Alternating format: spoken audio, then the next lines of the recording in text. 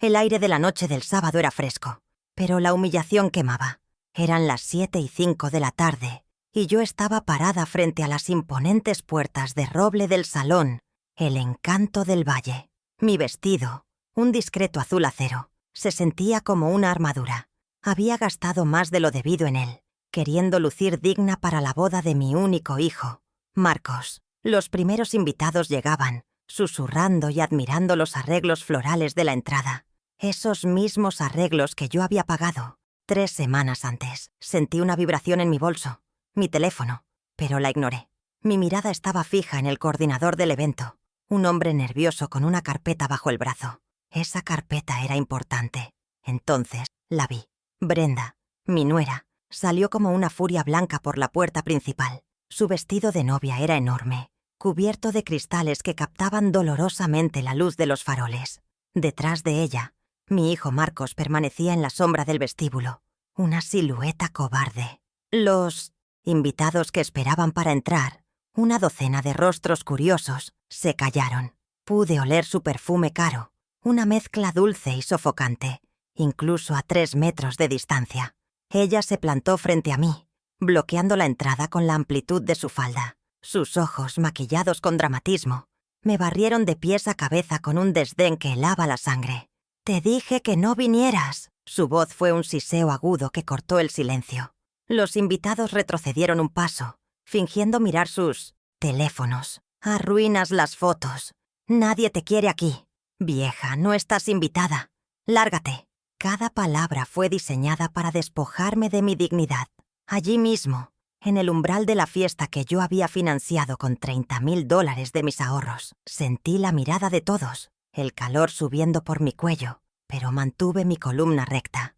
Mi trabajo como jefa de enfermeras me enseñó a manejar el pánico y la agresión con una calma gélida. Marcos seguía sin moverse, su rostro una máscara de indecisión patética. No esperaba que él interviniera. Nunca lo hacía cuando Brenda estaba presente. Ella era su escudo y su verdugo, y él lo permitía.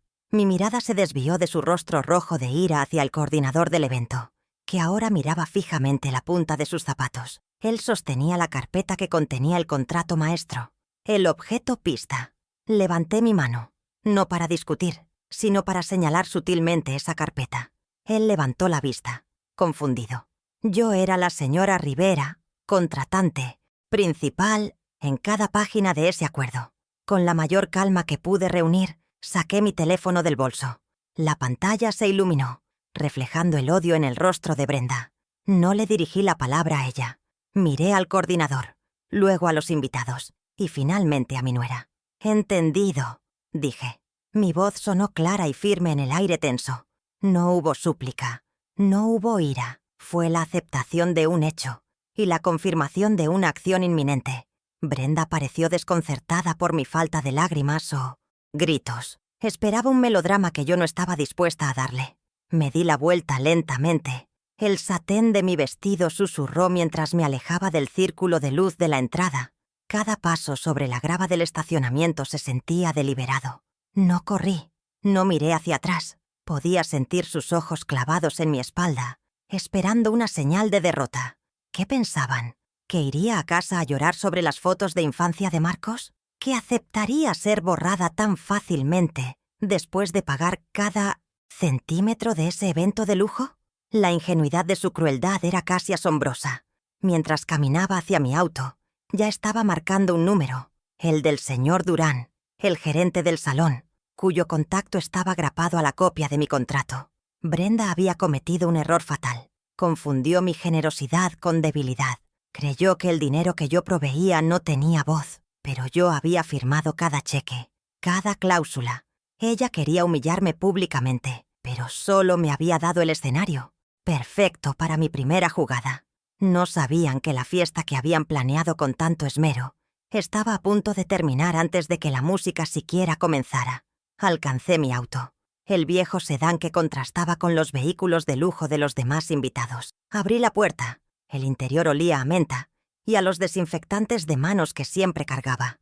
Me senté y respiré profundamente por primera vez. El teléfono sonó una vez. «Señor Durán, habla Elena Rivera», dije. mi voz tan estable como la de una cirujana.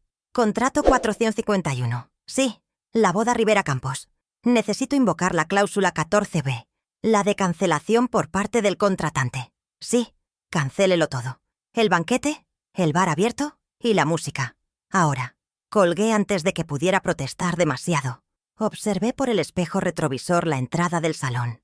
Las luces seguían brillando. Los invitados seguían esperando. Por ahora. Encendí el motor. La humillación todavía ardía, pero ahora estaba mezclada con algo más. Una determinación fría y precisa. Habían disparado primero, pero yo tenía el arsenal completo. La casa de 200 metros cuadrados donde dormían, el enganche de $45,000, los 3 años de turnos dobles. Todo eso era mío. La fiesta fue solo el comienzo. Mi verdadera respuesta apenas comenzaba. Mientras conducía alejándome de El encanto del valle, el silencio en el auto era denso. Mi mente, entrenada para catalogar síntomas y administrar crisis, no viajó al caos que dejaba atrás, sino a los cimientos podridos sobre los que se construyó ese momento. Mi vida por Marcos no fue una de grandes gestos, sino de miles de suturas, turnos dobles y silencios calculados. Siempre fui Elena Rivera, 68 años, jefa de enfermeras jubilada, la que resolvía. Y ellos se habían acostumbrado a que mis soluciones fueran incondicionales. Pero toda condición tiene un límite, y Brenda acababa de dinamitar el mío. ¿Cómo pude olvidar que las víboras siempre muerden la mano que las alimenta? El primer gran sacrificio no fue dinero, fue honor. Ocurrió hace exactamente 10 años. Marcos tenía 22 y se había involucrado en una estafa, como él la llamó con esa ligereza que siempre usaba para sus peores errores. La llamada llegó a las 3 de la madrugada, a la estación de enfermeras. Necesitaba $15,000 para la fianza, o lo trasladarían a la prisión del condado al amanecer. Yo no tenía ese dinero líquido. Mi esposo, fallecido hacía 5 años, me había dejado su reloj de oro, un cronógrafo suizo que él atesoraba. Era lo único que me quedaba de él, además de los recuerdos. No dudé. A las 4 a.m. estaba en la única casa de empeño abierta 24 horas, un lugar que olía a desesperación y cigarros rancios. El hombre detrás del vidrio blindado me dio apenas $15,500 por una pieza que valía el doble. El metal se sintió frío al entregarlo, como si le estuviera fallando a mi difunto esposo. Pero a las 6 a.m., Marcos estaba libre, abrazándome con lágrimas falsas, prometiendo que me lo pagaría, que había aprendido la lección. Vi su rostro y supe que mentía. Supe que ese reloj de oro solo había comprado tiempo hasta el siguiente desastre. Ese desastre, por supuesto, fue Brenda. Pero antes de ella, vino la casa. Marcos seguía viviendo conmigo a los 27 años. Y cuando conoció a Brenda, ella dejó claro que vivir con la suegra no era una opción. Querían su espacio, un espacio que por supuesto yo debía proveer. Durante 3 años, desde mis 55 a mis 58, tomé cada turno doble que el hospital ofrecía. Fueron 3 años de noches sin dormir, de cenas recalentadas comidas de pie en la sala de descanso, oliendo a antiséptico y agotamiento. Mis pies se hinchaban tanto que tenía que usar zapatos 2 tallas más grandes. Ahorré cada centavo. Dejé de comprar ropa. Cancelé mis modestas vacaciones a la playa. Todo fue a una cuenta de ahorros que crecía con una lentitud agónica. Finalmente, reuní los $45,000 necesarios para el enganche de esa casa. Una propiedad de 200 metros cuadrados, en un buen vecindario, con un pequeño jardín que yo soñaba con cuidar. El día que firmé los papeles, sentí un orgullo inmenso. Puse la casa a mi nombre, una precaución que mi instinto de enfermera me dictaba. «Es temporal, mijo», le dije a Marcos, «hasta que sienten cabeza». Qué ingenua fui. Les entregué las llaves en una cena de domingo. Brenda apenas me agradeció. Sus ojos estaban ocupados midiendo los 200 metros cuadrados, calculando dónde irían sus muebles, cómo redecoraría la cocina que yo había considerado perfecta. Marcos me abrazó, pero su mirada estaba puesta en ella. «Gracias, mamá. Sabía que lo harías. Brenda y yo merecemos este comienzo». La palabra «merecer» me picó. Yo no se las estaba dando por merecimiento, sino por amor. Un amor que, Ahora veía. Ellos habían confundido con una obligación contractual. El préstamo de la casa fue verbal, un comodato, como aprendí después. Les presté el uso de mi propiedad indefinidamente, confiando en el vínculo de sangre. Un error de juicio monumental. Ellos no la veían como un préstamo, la veían como un adelanto de herencia. Se instalaron y en menos de un año ya hablaban de su casa. Dejaron de invitarme a cenar, alegando que necesitaban privacidad como pareja. Yo me retiré, creyendo que les daba espacio para crecer. En realidad, les estaba dando espacio para conspirar. Y entonces, hace solo un mes, vino la boda. El golpe final a mis finanzas. Me citaron en la cocina de su casa. Brenda extendió una carpeta de cuero sintético sobre la mesa. Presupuesto. $30,000. El doble de lo que yo había gastado en mi propia boda y la hipoteca de mi departamento juntos. Mi respiración se atoró. Brenda, esto es demasiado. Soy una mujer jubilada. Mi pensión no cubre esto.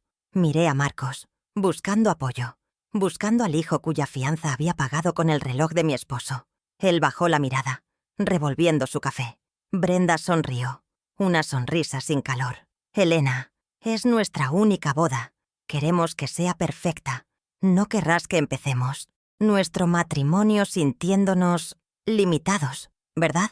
Su tono era dulce, pero la amenaza era clara. La palabra limitados flotó en el aire. Era el mismo chantaje emocional de siempre, pero refinado por una experta. Mi hijo finalmente levantó la vista, y sus ojos eran los del joven de 22 años en la estación de policía. Débiles, asustados y manipuladores. «Mamá», dijo Marcos, su voz suave. «Brenda se merece lo mejor. Es todo lo que hemos soñado. ¿O quieres que seamos infelices?» Esa fue la frase. El gaslighting clásico. ¿Quieres que seamos infelices? Traducido. Si no pagas, cualquier problema futuro en nuestro matrimonio será tu culpa. Sentí el peso de esos $45,000, de esos 15,000, de los 3 años de turnos dobles. Estaba financiando a mi propio carcelero. Pero si me negaba, temía perder a Marcos para siempre. Asentí lentamente. «Está bien, lo pagaré». La sonrisa de Brenda fue cegadora. «Sabía que entenderías, Elena. Eres la mejor». Pero mientras ella revisaba las partidas del presupuesto, yo tomé una decisión. Una pequeña chispa de autopreservación se encendió. «Pero», añadí, mi voz firme, «dado que es mi dinero y soy más experimentada en estos tratos, yo manejaré los proveedores. Todos los contratos se firmarán a mi nombre, solo por organización». Brenda dudó, pero quería tanto el dinero que aceptó. Ese fue su primer error táctico. Y así, pagué los $30,000, cada depósito para el salón, las flores, la música.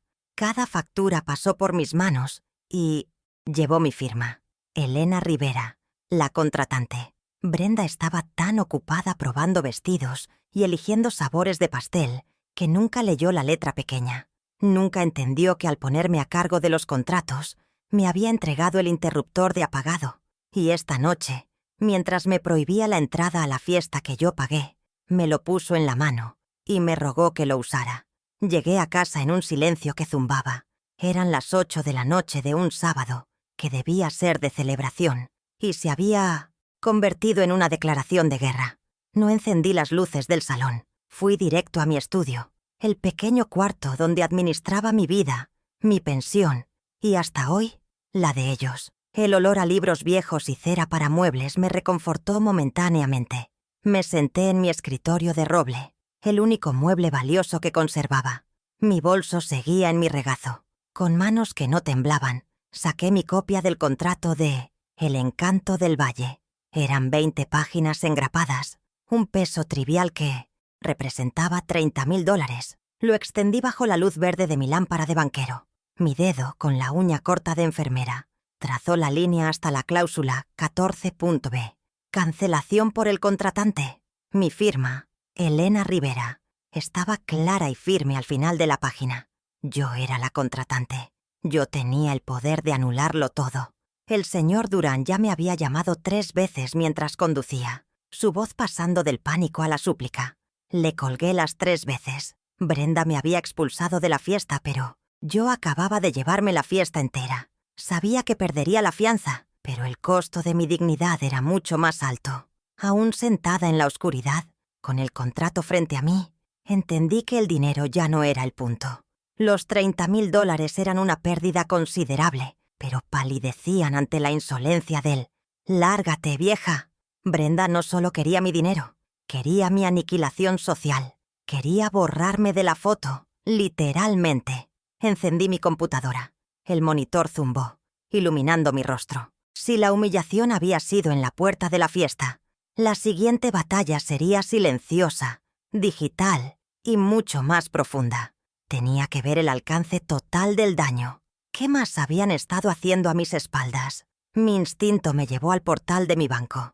Había pasado demasiado tiempo ignorando las pequeñas banderas rojas. La tarjeta de crédito principal estaba a mi nombre, pero Marcos tenía una extensión desde hacía 5 años. Era solo para emergencias de la casa.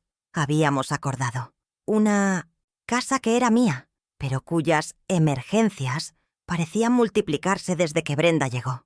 Ingresé mi contraseña, un proceso mecánico. Mi pulso estaba tranquilo. En cuidados intensivos aprendes que el pánico es el enemigo. La información es el bisturí, y yo estaba a punto de operar. La interfaz del banco era fría, azul y blanca. Hice clic en Actividad de tarjetas y seleccioné la extensión de Marcos. La página tardó un segundo en cargar, un segundo en el que contuve la respiración. Y entonces, los cargos aparecieron en una lista pulcra y condenatoria.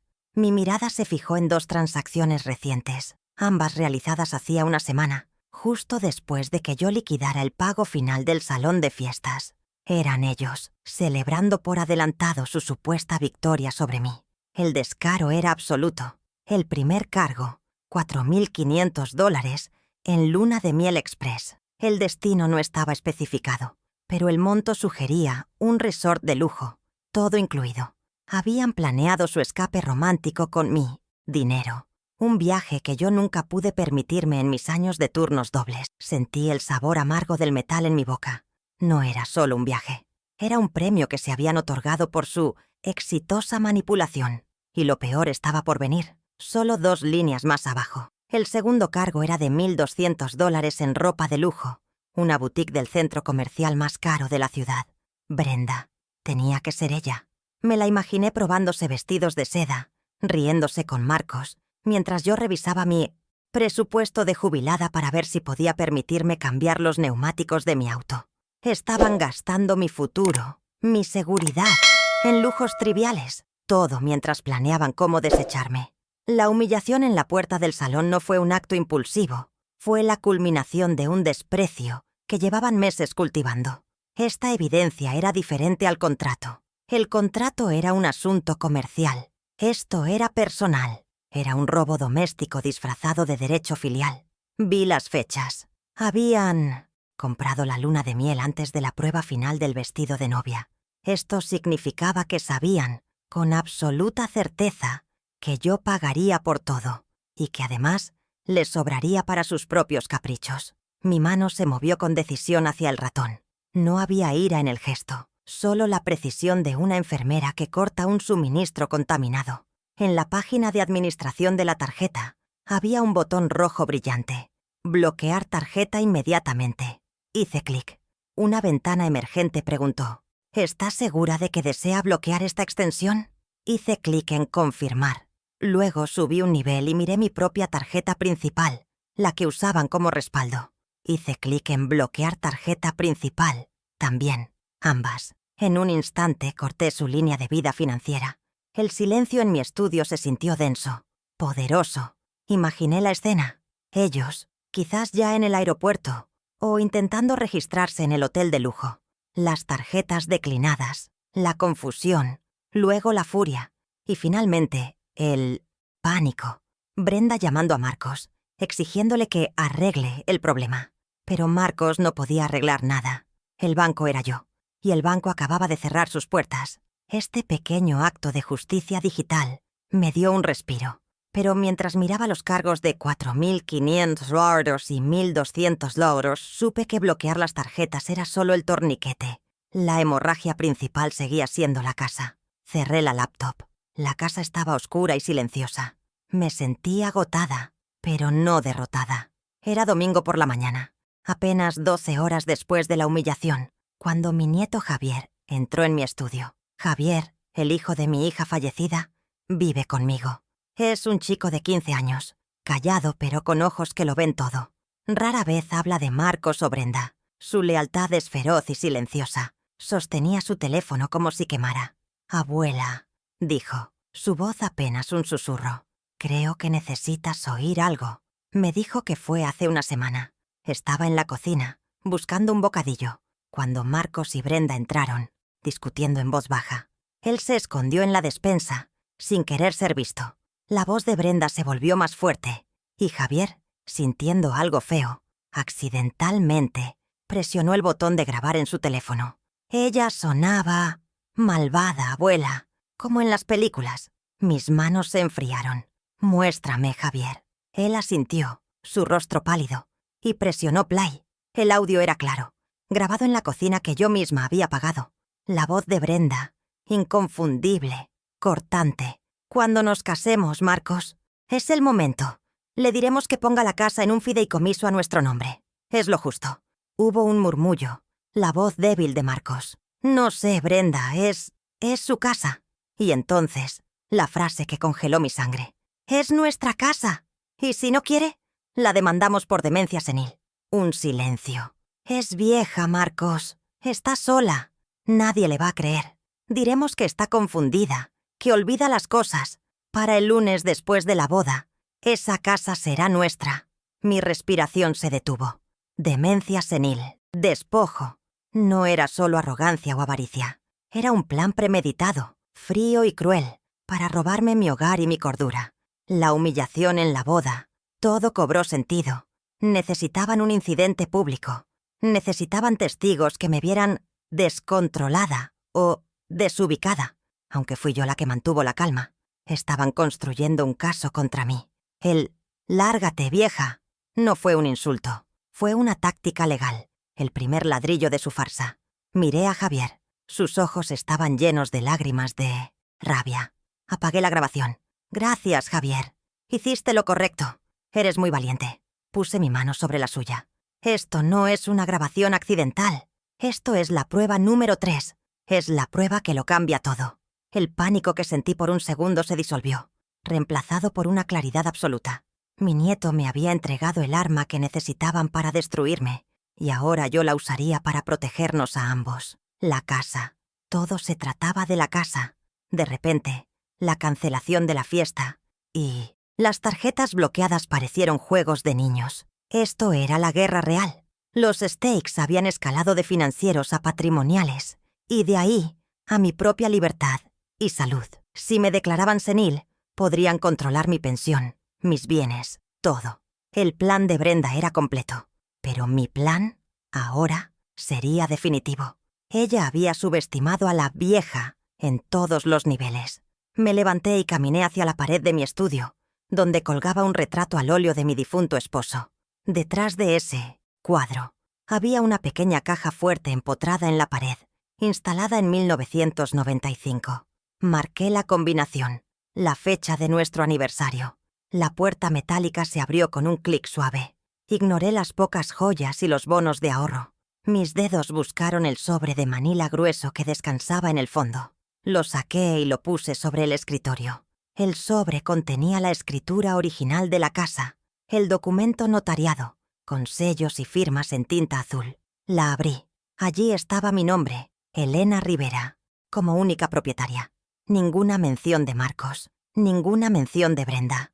El comodato verbal, ese préstamo de uso que les di por amor filial, era legalmente revocable a mi entera discreción. Ellos habían olvidado un detalle crucial. Para quitarme la casa, primero tendrían que probársela. Y este papel era mi fortaleza. Sostuve la escritura en una mano y el teléfono de Javier con la grabación en la otra. El contrato de la fiesta estaba sobre la mesa, junto al extracto bancario impreso de las tarjetas bloqueadas, pruebas, evidencias tangibles. La jefa de enfermeras en mí comenzó a organizar el protocolo de respuesta. Ya no se trataba de reaccionar a sus ataques, se trataba de ejecutar un plan sistemático para extirpar el tumor. Brenda quería jugar a la abogada. Estaba a punto de conocer a uno de verdad. Tenía el contrato, que probaba mi control financiero sobre la boda. Tenía los extractos bancarios, que probaban el abuso financiero y la premeditación del viaje. Tenía la grabación de audio, que probaba la conspiración para cometer fraude y despojo. Y tenía la escritura, que probaba mi propiedad absoluta. 4 pilares de evidencia, 4 columnas sobre las cuales construiría mi contraataque. Mi mente estaba fría y clara como el acero de un bisturí. El siguiente paso era obvio. Tomé mi agenda. Lunes, 09 CCO AM. Tenía una llamada que hacer. El licenciado Morales, mi abogado personal durante 20 años. Un hombre que se especializaba en litigios patrimoniales. No le había llamado en años. Le llevaría las pruebas. Le explicaría la situación. No con lágrimas, sino con hechos. La humillación del sábado por la noche había terminado. La estrategia del domingo por la mañana estaba completa. El lunes comenzaría la recuperación. El lunes por la mañana, la ciudad olía a asfalto húmedo y escape. Eran las 8:30 am. Conduje mi sedán por el tráfico matutino, un fantasma gris entre gente apurada por llegar a sus trabajos. Yo no tenía prisa. Tenía un propósito. En mi bolso, en un sobre de Manila, descansaban la escritura original y el teléfono de Javier, cargado y listo. La humillación del sábado se había asentado, transformándose de una herida abierta en un frío bloque de hielo en mi estómago. Cada semáforo en rojo era una pausa para repasar los hechos. No había emoción, solo una secuencia de pasos. Estaba en camino a la oficina del licenciado Morales, y esta no era una visita social. Llegué a las 9:00 en punto al edificio corporativo donde Morales tenía su despacho. El vestíbulo era de mármol y silencio, un agudo contraste con el caos de mis últimos 2 días. Subí al piso 15. Su oficina olía a cuero, madera de caoba y al leve aroma cítrico de un limpiador caro. El licenciado Morales, un hombre de unos 50 años con un traje impecable y ojos que no se perdían de nada, me recibió con una formalidad cortés. No nos habíamos visto en 3 años, desde que actualicé mi testamento. «Elena, qué sorpresa. ¿Un café?», dijo, su voz tranquila. «Gracias, Arturo. Pero no. Tengo un problema patrimonial y un intento de despojo», respondí, mi voz sin inflexiones. Nos sentamos en la sala de juntas, solo nosotros 2. No perdí el tiempo en preámbulos. No lloré. Presenté mi caso como si estuviera entregando un reporte de turno en el hospital, con hechos precisos y observaciones clínicas. «Esta es la situación», comencé. Saqué el primer documento del sobre y lo deslicé sobre la mesa de caoba pulida. «Esta es la escritura original de la casa de 200 metros cuadrados, donde vive mi hijo, Marcos. Como verá, soy la única propietaria». Morales se puso sus gafas de lectura y examinó el documento. Asintió, su rostro impasible. Expliqué el acuerdo. Un comodato verbal, un préstamo de uso basado en la confianza familiar, hecho hace 5 años cuando reuní los $45,000 del enganche, trabajando turnos dobles. Morales levantó una ceja. «Comodato verbal. Entendido. Legalmente, el acuerdo más débil para ellos, el más fuerte para usted. Puede revocarlo en cualquier momento». Elena. Sabía esto, pero escucharlo de él lo solidificó. «Lo sé, pero las circunstancias de la revocación se han vuelto urgentes. Era el momento de mostrarle el porqué. Brenda, mi nuera, tiene un plan», continué. Saqué el teléfono de Javier. «Mi nieto grabó esto por accidente en mi cocina hace una semana. Le di al play». La oficina silenciosa se llenó con la voz aguda de Brenda. «Cuando nos casemos, Marcos, le diremos que ponga la casa en un fideicomiso. Si no quiere, la demandamos. Por demencia senil». Observé el rostro de Morales. Sus ojos se estrecharon. La frase «demencia senil» colgó en el aire como un veneno. Cuando la grabación terminó, Morales se quitó las gafas lentamente. «Elena», dijo, y su voz ya no era la de un anfitrión cortés, sino la de un estratega. «Esto no es un simple pleito familiar. Esto es un intento de despojo premeditado, usando fraude procesal como arma. Están conspirando para declararla incompetente. La validación legal de mis peores temores me dio un escalofrío. Ella me humilló públicamente en la boda el sábado. Me echó frente a los invitados. Entiendo ahora que estaba sentando las bases de su narrativa. La vieja loca. Morales asintió gravemente. Exactamente. Necesitaban testigos de su inestabilidad. Y hay más, dije pasando a la siguiente fase de mi reporte. Le entregué las impresiones de los extractos bancarios que obtuve el domingo. Bloqueé las tarjetas el sábado por la noche. Pero no antes de que hicieran esto. Señalé. Los cargos. $4.500 para la luna de miel. 1.200 euros en ropa de lujo. Estaban celebrando su futuro robo con mi dinero. Todo esto mientras planeaban cómo internarme y quedarse con la casa de 200 metros. Morales miró las cifras, su mandíbula apretada. Abuso de confianza. Malversación. Esto fortalece el caso de la orden de restricción. Finalmente le conté sobre la boda. Los $30.000 pagados en su totalidad por mí. Le mostré mi copia del contrato de El Encanto del Valle, con mi firma como única contratante y la cláusula 14 Tobé circulada en rojo. Le describí la escena en la puerta. El grito de Brenda. «¡Lárgate, vieja!». La llamé, le dije a Morales. Invoqué la cláusula y cancelé el evento a las 19:10 del sábado. Por primera vez, Morales pareció sorprendido. Una leve sonrisa apareció en su rostro. «Bien hecho, Elena». Cortó el financiamiento en el acto. Él se reclinó juntando las manos. «Resumamos. Usted es la propietaria absoluta de la casa. Tiene pruebas de audio de una conspiración para despojarla mediante la difamación de su salud mental. Tiene pruebas de abuso financiero. Y tiene un contrato que prueba que ellos no tienen ningún derecho adquirido sobre su generosidad». Se inclinó hacia adelante. «Su posición es de fuerza absoluta. ¿Ahora qué quiere hacer?». Mi respuesta fue inmediata y fría. «No quiero destruir a mi hijo. Quiero enseñarle qué pasa cuando proteges a la persona equivocada. Quiero mi casa de vuelta.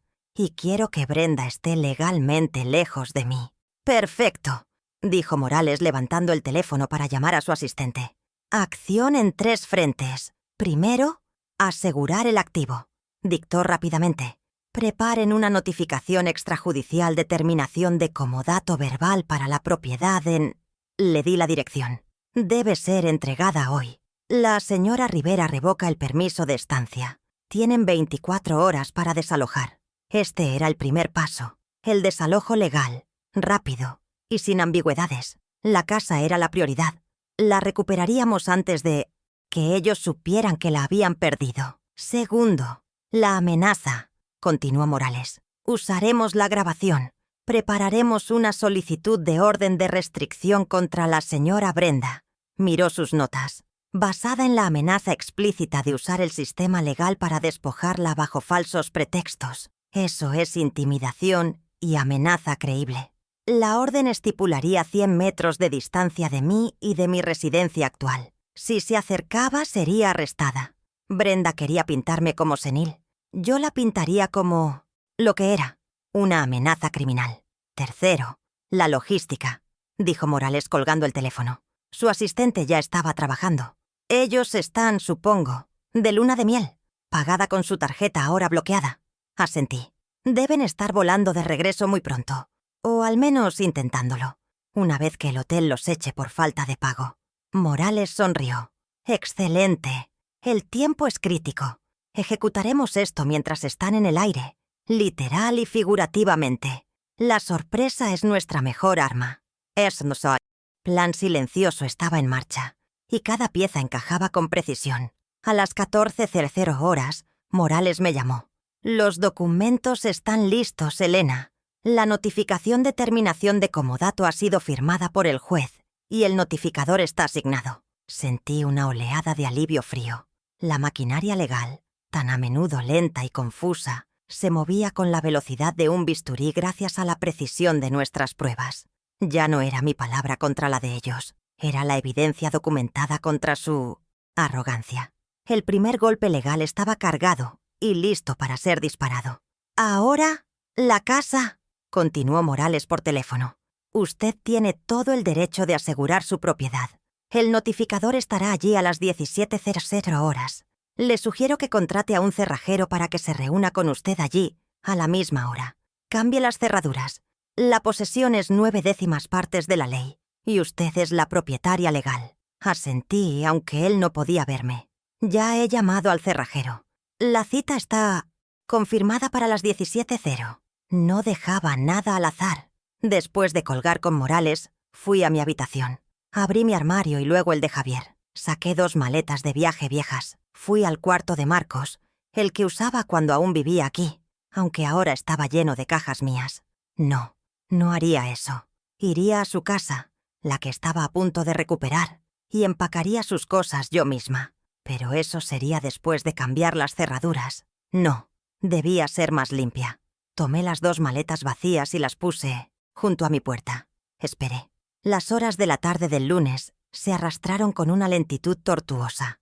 El sol se movía a través de mi sala, proyectando largas sombras. A las 15:30 recibí una alerta de mi banco. Un intento de cargo declinado por $800 en la tarjeta de Marcos desde una aerolínea. Estaban intentando volver. El pánico debió haberse instalado. Estaban descubriendo que el banco de mamá estaba cerrado. Sonreí. No fue una sonrisa de alegría, sino de confirmación. La trampa se estaba cerrando. A las 16:30 me puse mi abrigo. Tomé mi bolso y las 2 maletas vacías. Las puse en el maletero de mi auto. Eran un gesto de orden, no de caridad. Cuando llegara la confrontación, yo no sería la vieja loca que gritaba. Sería la administradora que había venido a cerrar una cuenta morosa. Les daría las maletas para que empacaran lo esencial.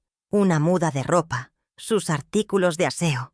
El resto de sus pertenencias sería manejado legalmente, inventariado y puesto en un almacén. Conduje hacia la casa de 200 metros cuadrados. El cielo comenzaba a teñirse de naranja y púrpura. El tráfico de la tarde era denso. Mi corazón latía con un ritmo constante, como un metrónomo. No había miedo, solo anticipación. Ellos creían que yo estaba en casa, rota, humillada y llorando sobre mi derrota. No tenían idea de que, a las 9 de la mañana de ese mismo lunes, la segunda fase de mi plan ya estaba en marcha. Y ahora estaba a punto de ejecutar la tercera. Imaginé su llegada. Aterrizarían, exhaustos, furiosos por las tarjetas declinadas, culpándose mutuamente en el taxi. Llegarían a la casa que creían suya, el premio gordo de su estafa. Encontrarían sus llaves inútiles en las nuevas cerraduras. Y me encontrarían a mí, la dueña, esperándolos en el porche. La confrontación no sería un accidente, sería una cita programada. El notificador, el cerrajero, y si era necesario la policía, serían mi audiencia. Llegué a la calle a las 16:55. Estacioné mi auto al otro lado de la calle, con una vista clara de la puerta principal. El cerrajero, en su camioneta blanca, llegó puntualmente a las 17:00. 1 minuto después, un hombre con un traje barato y un maletín se detuvo. El notificador. Salí del auto y me reuní con ellos en la acera. «Buenas tardes», dije, mi voz tranquila. «Soy Elena Rivera. Esta es mi propiedad». El cerrajero comenzó a trabajar en la cerradura. El sonido metálico de sus herramientas perforando la madera fue el sonido más satisfactorio que había escuchado en días. Mientras el cerrajero trabajaba, el notificador revisaba sus papeles. «Señora Rivera, una vez que la propiedad esté asegurada, pegaré esta notificación en la puerta. Es la terminación del comodato. Tienen 24 horas para retirar sus pertenencias bajo supervisión, o 72 horas para coordinar una mudanza completa». Asentí. «Entendido. Pero también tengo una orden de restricción para la señora Brenda». Él revisó sus papeles de nuevo. «Ah, sí. Aquí está. Esa debo entregarla en persona. ¿Espera que lleguen? ¿Pronto?» «Espero que sí», dije mirando el cielo. El sol se estaba poniendo. El cerrajero terminó. «Listo, señora Rivera. Cerraduras nuevas. Aquí están sus llaves». Me entregó un juego de llaves de metal brillante. Se sentían pesadas, sólidas. El notificador pegó el aviso legal en la puerta recién asegurada. El papel blanco ondeó ligeramente con la brisa. Todo estaba en su lugar. El escenario estaba listo. La trampa estaba puesta. Pagué al cerrajero y él se fue. El notificador y yo esperamos. Ofrecía esperar en mi auto, pero él insistió en permanecer en el porche. Es mi trabajo entregarlo en mano, así que esperamos juntos, en un silencio profesional. Yo, la dueña de 68 años, él, el mensajero de la ley. La casa de 200 metros cuadrados se sentía diferente. Ya olía a recuperación. Cada minuto que pasaba era un minuto más cerca de la justicia. Y entonces, a las 17:30, un taxi amarillo dobló la esquina. Habían llegado. Eran las 3 de la tarde del lunes. El sol entraba por la ventana de mi sala, pero yo no sentía su calor. Estaba sentada en mi sillón favorito, el teléfono fijo sobre la mesita auxiliar. En silencio, Javier estaba en su habitación, estudiando. Yo solo esperaba. Había coordinado todo con el licenciado Morales. El cerrajero y el notificador me encontrarían en la propiedad de 200 metros cuadrados a las 17:00. Tenía 2 horas, 2 horas de una calma tensa.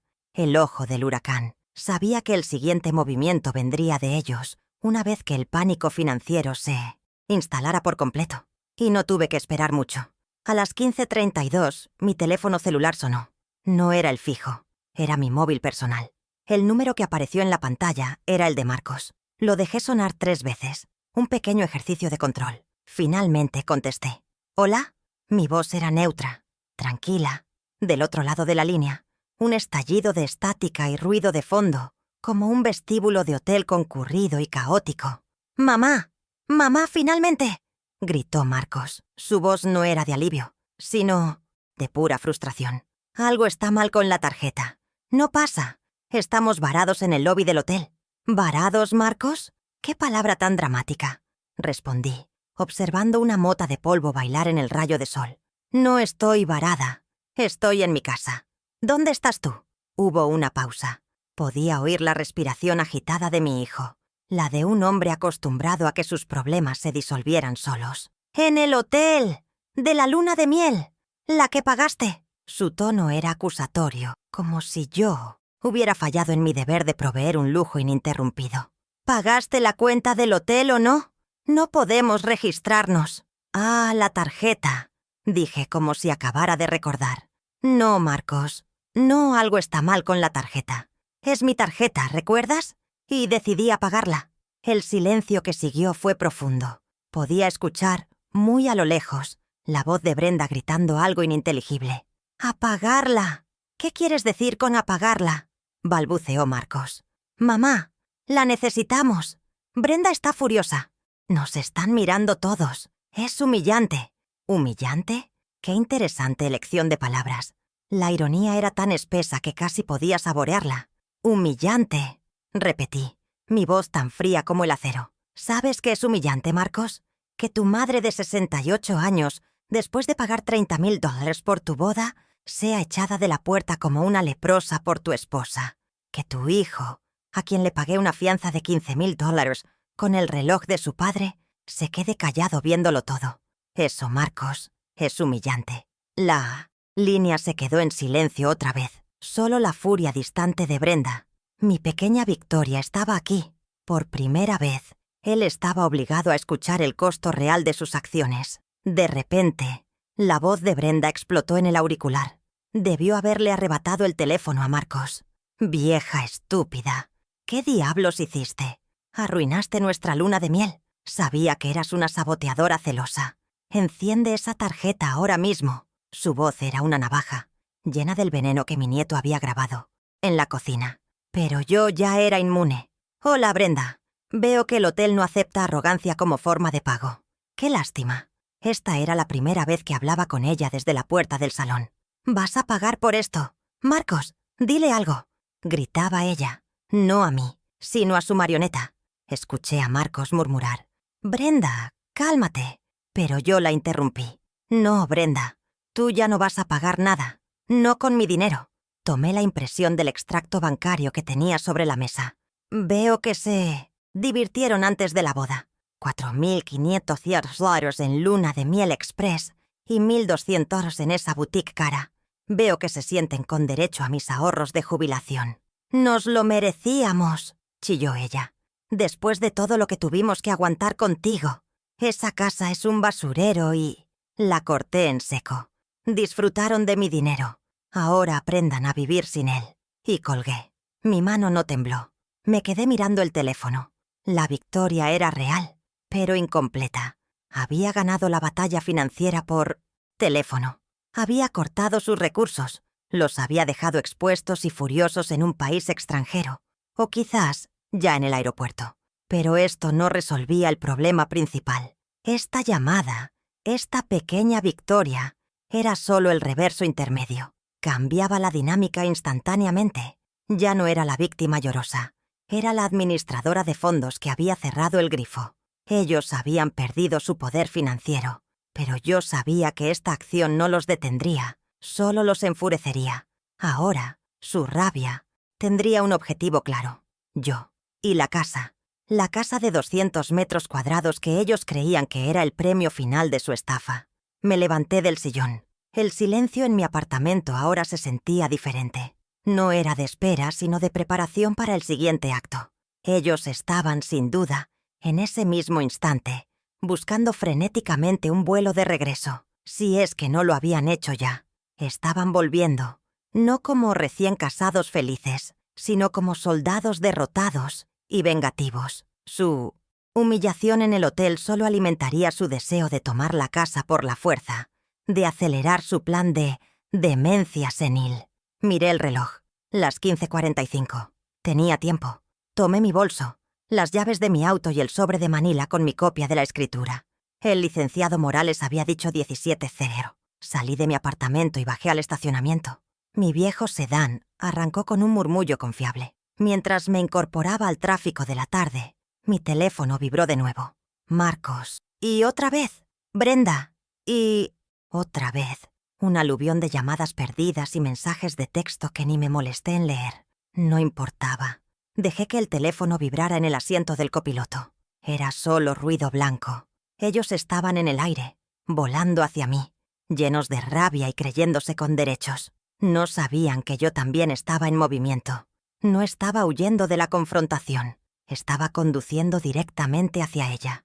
Estaba yendo a la casa que pagué con 3 años de turnos dobles. Estaba yendo a cambiar las cerraduras. ¿La verdadera batalla? La del patrimonio. Estaba a punto de comenzar en la acera. Sabía que llegarían a esa casa. Era su único refugio, el lugar que creían suyo. Y me encontrarían allí. Pero no me encontrarían débil. No me encontrarían sola. Me encontrarían con el cerrajero, con el notificador y con la ley de mi lado. Esta pequeña victoria telefónica solo había servido para una cosa: tensar la cuerda al máximo antes del confrontamiento final. Estaban trayendo su furia a mi puerta. Y yo los estaba esperando. El sol de la tarde del lunes se teñía de un naranja enfermizo. Eran las 17:30. Estaba de pie en el porche de mi casa. Mi casa. El aire estaba quieto. El olor a césped recién cortado flotaba desde el jardín del vecino. A mi lado, el licenciado Morales permanecía erguido, su maletín de cuero en la mano, la personificación de la autoridad legal. 2 hombres discretos pero sólidos, guardias de seguridad privados que Morales insistió en contratar, se situaban a cada lado de la entrada, con las manos cruzadas. El notificador oficial, un hombre nervioso con un traje gris, esperaba cerca de los escalones, su carpeta llena de documentos timbrados. Las nuevas llaves de metal se sentían frías y pesadas en mi bolsillo.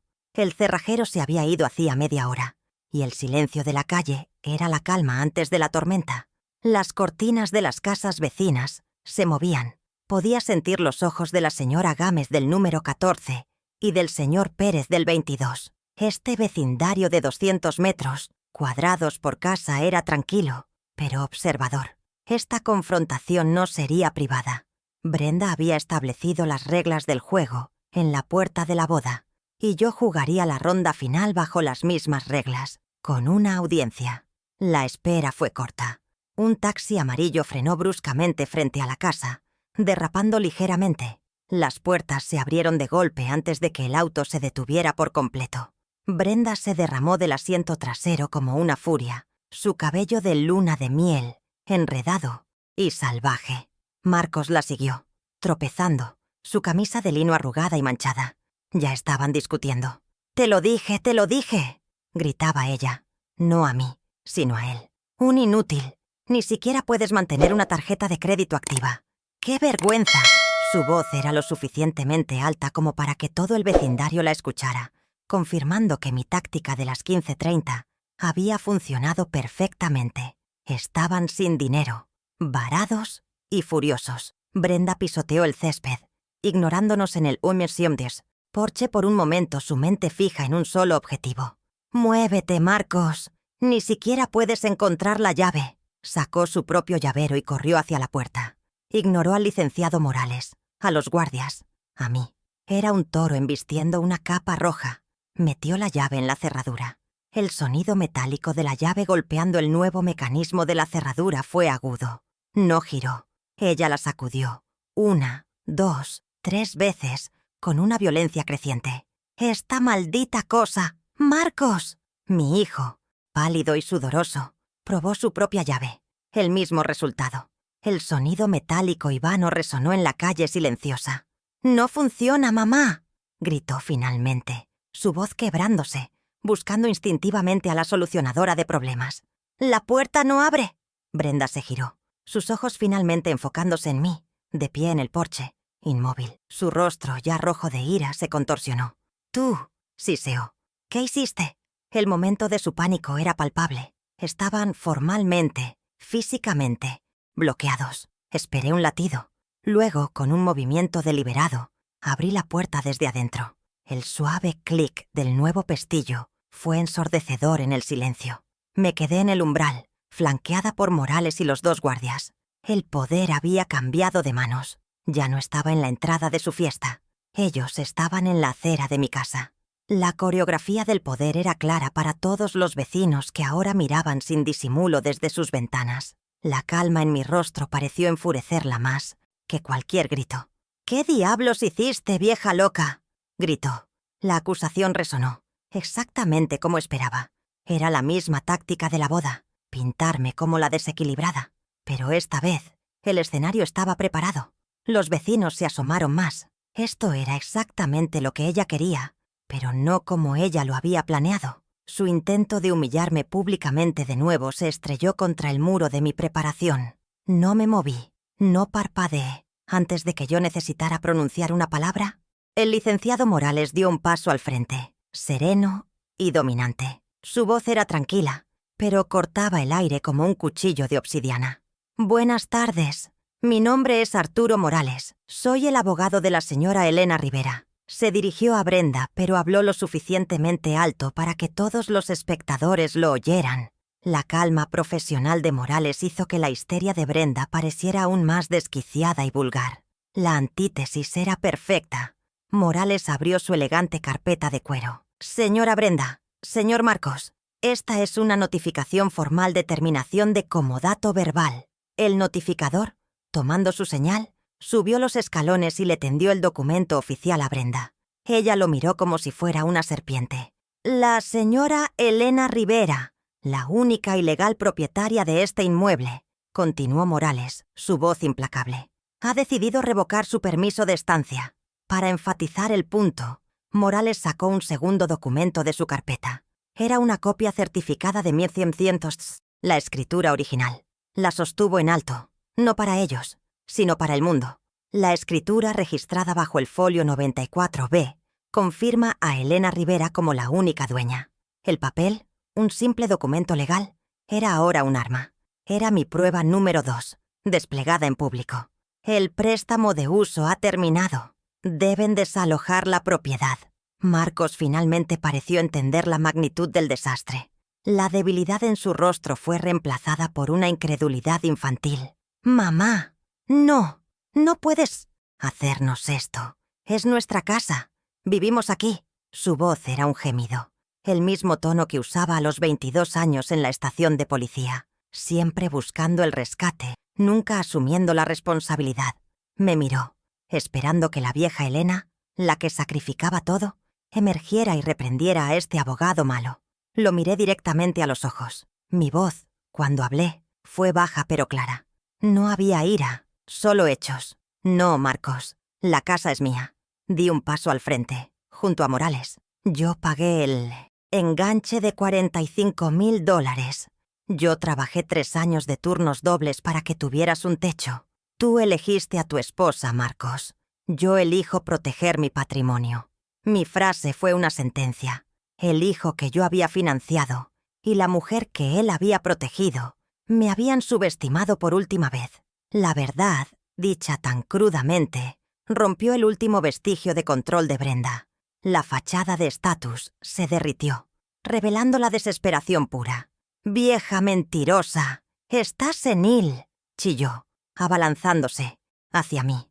No intentaba golpearme. Intentaba agarrar los papeles, mi brazo, cualquier cosa. «Te demandaré por demencia senil, lo juro. Todos en esta calle sabrán que estás loca». Era su última carta, la amenaza que habían planeado en mi cocina. La estaba jugando ahora, desesperadamente. Los guardias de seguridad se tensaron, pero Morales fue más rápido.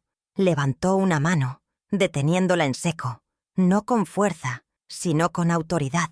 «Yo no usaría esa frase, señora Brenda», dijo con una frialdad escalofriante. El notificador valientemente se interpuso entre Brenda y yo, y le entregó el tercer documento. Eso nos lleva a la segunda notificación. La coreografía fue perfecta. Ella se detuvo, confundida por el nuevo papel en su mano. «Esto», dijo Morales, «es una orden de restricción temporal, con efecto inmediato. Tiene prohibido acercarse a menos de 100 metros de la señora Elena Rivera, o de esta propiedad, que es su residencia de trabajo». Los ojos de Brenda se abrieron de par en par. 100 metros. Eso significaba que ni siquiera podía estar en la acera donde estaba parada. El color desapareció de su rostro. «No pueden. No tienen pruebas», tartamudeó, su voz perdiendo la estridencia. «¿Pruebas?», repitió Morales, como si la palabra le divirtiera. «Al contrario. La orden fue concedida esta mañana sobre la base de una amenaza directa y premeditada de despojo». Morales sacó su teléfono personal. No era el teléfono de Javier. Era una copia del archivo de audio, listo para ser presentado. «Usted misma proporcionó la prueba principal, señora Brenda». Y entonces presionó play. La voz de Brenda, la de la grabación de Javier, prueba número 3, llenó el aire de la tarde. Clara, aguda y absolutamente condenatoria. «La demandamos por demencia senil. Es vieja, Marcos. Está sola. Nadie le va a creer». La voz grabada continuó, detallando el plan. Marcos cerró los ojos, su rostro una máscara de vergüenza. Brenda se quedó helada. Los vecinos en sus porches ahora tenían el contexto completo. No era una disputa familiar, era un crimen frustrado. El silencio que siguió al audio fue total. La humillación pública que Brenda había intentado infligirme en la boda me fue devuelta, pero esta vez yo era la dueña de la narrativa. Y las pruebas eran mis testigos. Brenda miró a los vecinos, que ahora la miraban con abierto desprecio. Su reputación en el vecindario estaba carbonizada.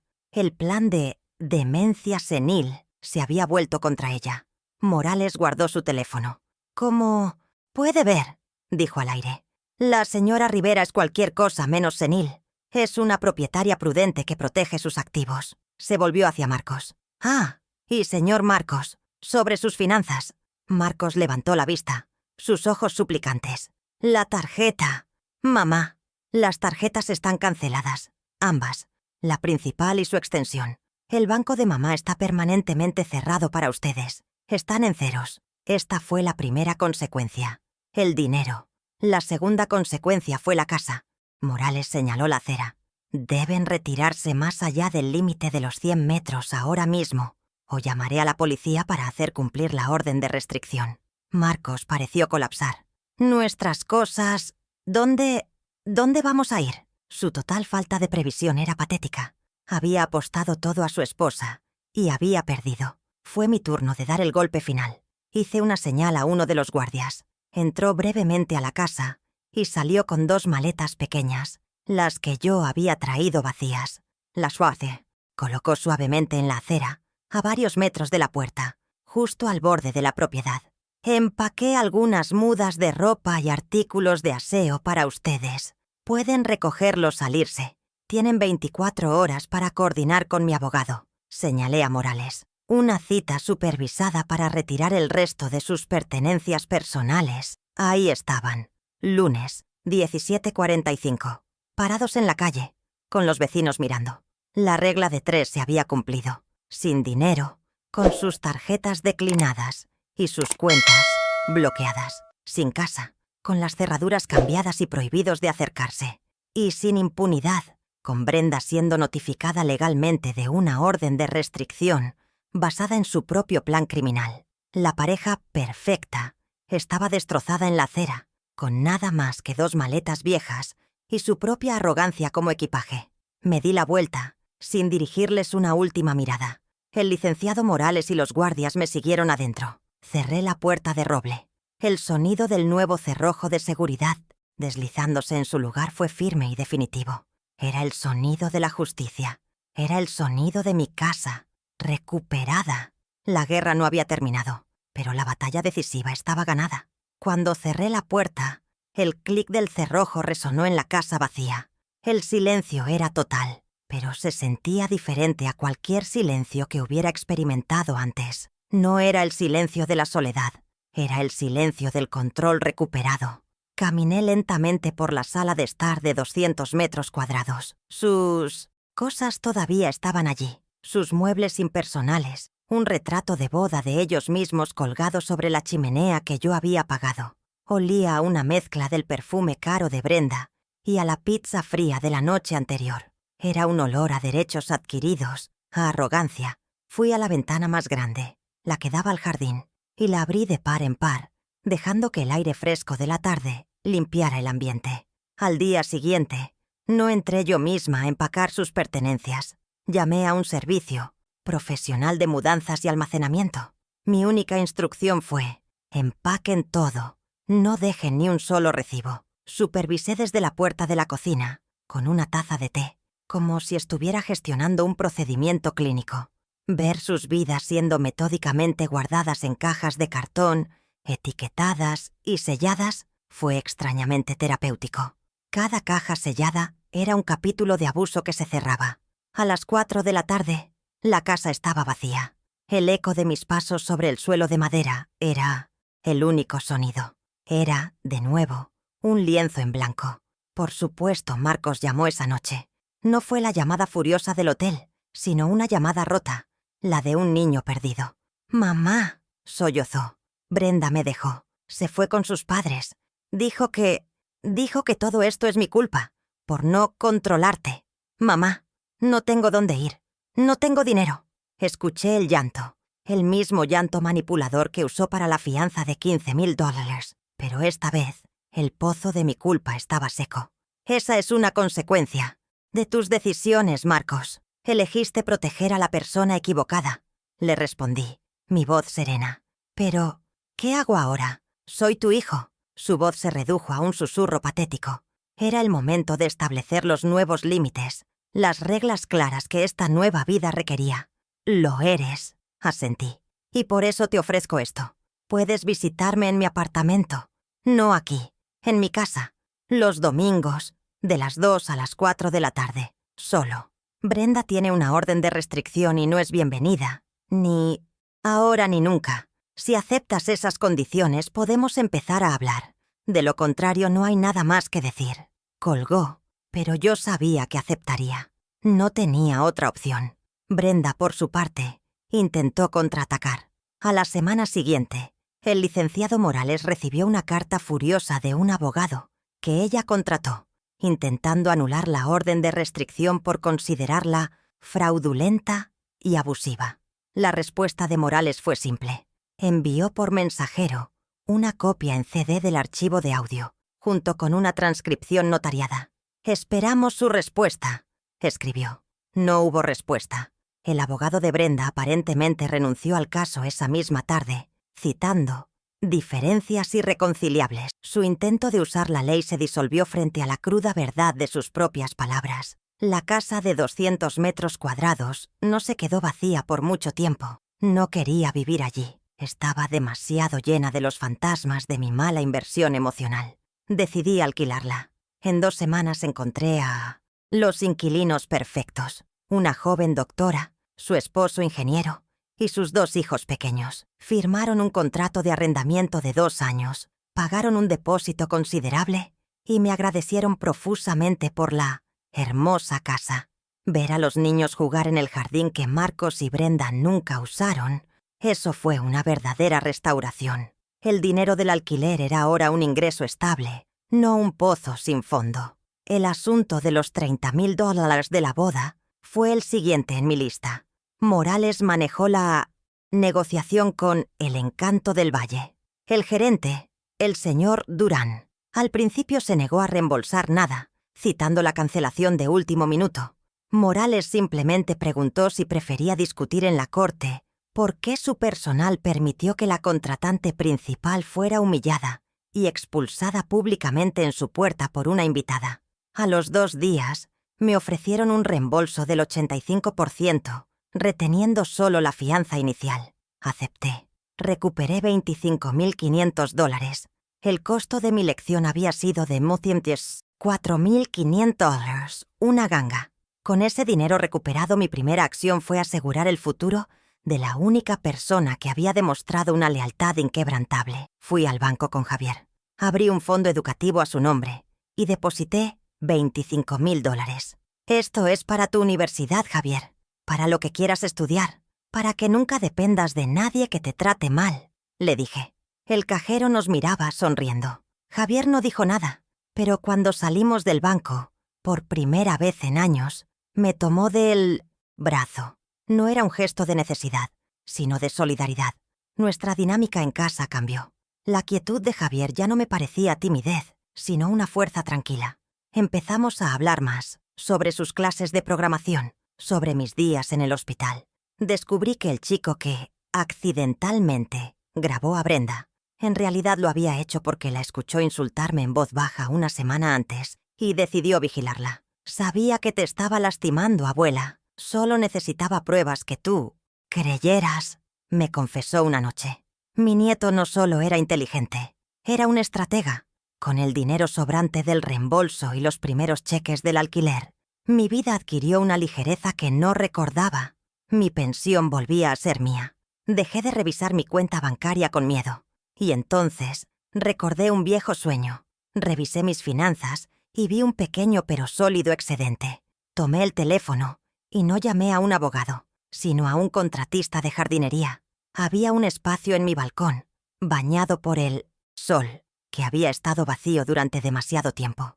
Mi rutina se transformó. Las mañanas ya no comenzaban con una sensación de pavor, preguntándome qué nueva crisis financiera crearía Marcos. Ahora comenzaban con el aroma del café y el silencio de mi propio apartamento.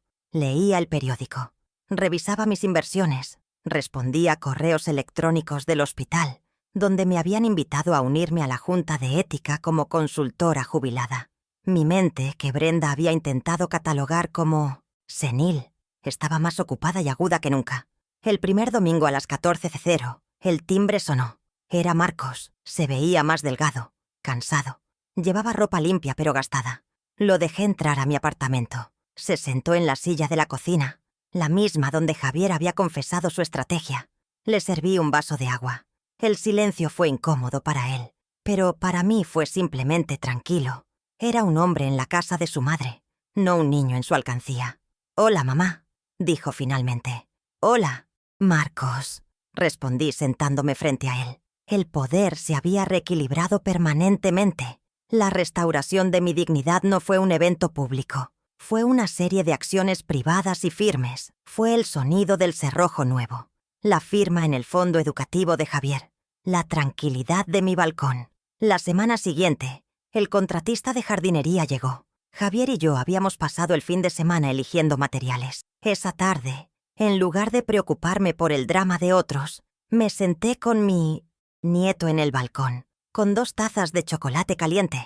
Extendimos los planos del pequeño invernadero que construiríamos. Él señalaba dónde irían los sensores de humedad que quería programar, y yo señalaba dónde plantaría mis orquídeas y mis tomates.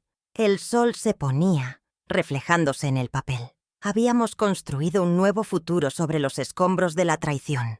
Aprendí que darlo todo no significa dejar que te quiten todo. La dignidad no se negocia, ni siquiera por un hijo.